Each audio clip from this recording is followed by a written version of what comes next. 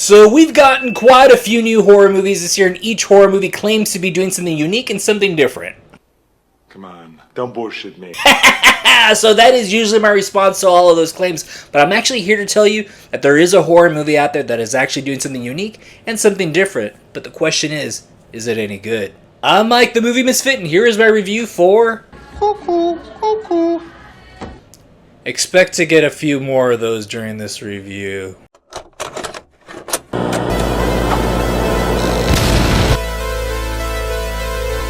We follow 17-year-old Gretchen, who left America to go live with her father and his new family out in a resort in the German Alps. And shortly after moving out there, something strange and unusual starts to happen, and something might be living in the forest that's trying to kill her. As I was watching this movie, I kept thinking to myself, this really feels like a foreign horror movie. The way it's shot, the way it's edited, the grain of the film, the way that characters would act kind of peculiar. I was thinking to myself, was this an original film somewhere else and then an American director remade it? And that wouldn't be the first time that it's happened. It's happened plenty of times before, and it is also currently happening now. But thankfully, that is not the case for this movie here. I just not had seen the director Tillman Singer's previous film. Tillman Singer is a German filmmaker, and I had not seen his previous movie before, which is called Loose. And after watching his previous film, I was like, oh, okay. His style meshes together with this movie very well. And I am very happy to say that this movie is probably the most original, unique horror movie that I've seen in a very long time. It isn't perfect.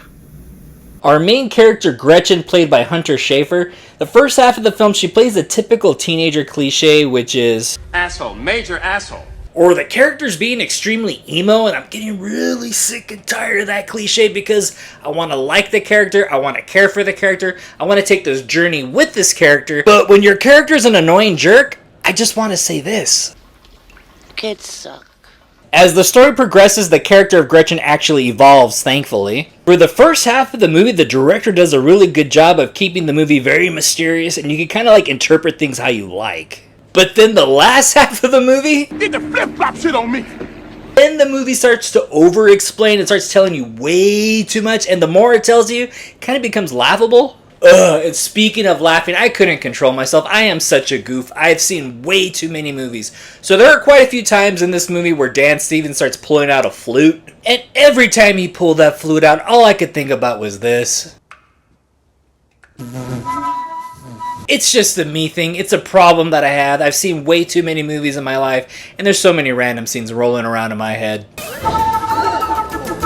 The way that the creature was filmed was really cool. The use of darkness really made it very mysterious, and other times they would use a lot of light, and somehow they managed to make it work. There is a really good chase scene that takes place at night, and it's shot so well, and it's very creepily done, as long as you don't think about Evan Peters while you're watching it. This movie has some interesting layers to it because the first half of the film is kind of like the introduction to it, and then the second half is very dark and mysterious, and then the third half kind of turns into a John Woo film. Whee! What a predicament! And yeah, this movie definitely has a little bit of everything. Like I said, it has a little bit of cleverness, a little bit of mystery, and then it gets into like this weird action territory. So this is going to be a weird one to rate because I didn't love this movie, but I respect the hell out of it. Because yeah, in a world of remakes or just rehashed stories, this movie is unique, it is different, and it is shot extremely well. My rating for Cuckoo, if you love foreign horror films and you love the vibe that they carry, I would definitely say check this out as a matinee, or you can wait for it on streaming. It's worth the watch. Alright, so hopefully my review is fair and honest. Did you see Cuckoo? Did you like it? Did you love it? Did you hate it? Please comment below and let me know. Please don't forget to hit like and subscribe. I'm Mike the Movie Misfit, and I'll see you at the movies. Get more out of life. Go out to a movie.